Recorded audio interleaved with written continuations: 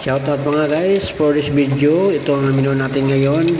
Magluluto tayo ng munggo with chicken. Ayan.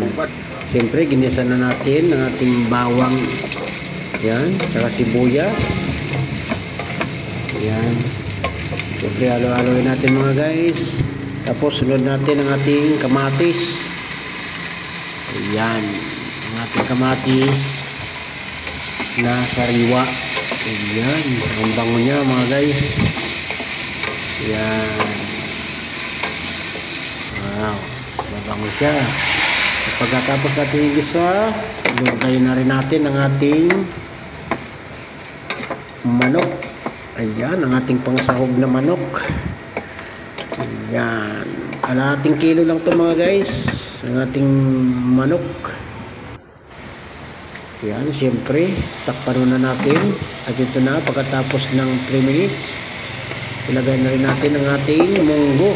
Ayan, sama natin sa pag-isa ang ating munggo mga guys. Para siyempre, magiging mabango na rin siya. Ayan. Ganyan na mga guys, halo-haloin natin. Ayan, hanggang sa mag-mix siya. No? Wow.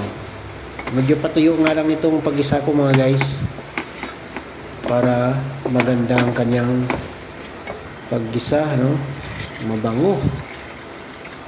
Yan, nilagyan ko na rin ng tubig mga guys. Siyempre ang tubig natin dyan tansyado lang din mga guys, para kahit paano magiging malapot pa rin siya kahit kunti. Ayan, halo-haloin lang mga guys para mag-mix naman siya. Ayan. Pagkatapos, ilagay na rin natin ang ating tanglad. Ayan. Siyempre, isunod na rin natin ang ating talong. Ayan. Pakulo na rin siya mga guys. Siyempre, halo-haloin natin ang ating talong. Ayan, ilubog lang natin ng konti. Ayan. Siyempre, takpan natin yan mga guys. After 2 minutes, ayan na. Lagyan na rin natin ang ating asin.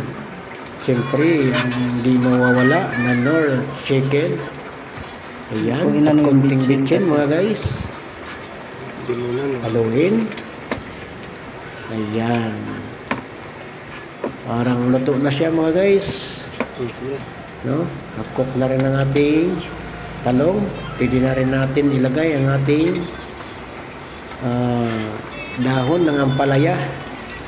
Ayan, ibuhos lang natin yan mga guys. Wow. Siyempre, kunting halo mga guys, silubog natin ang ating ampalaya.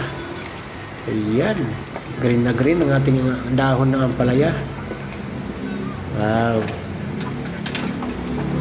Ayan mga guys, medyo malapot na siya. At siyempre, luto na. Kain na na. Kaya kain tayo.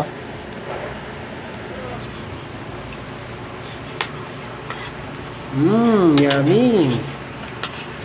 Yan. Thank you mga guys sa panonood. Kain na na.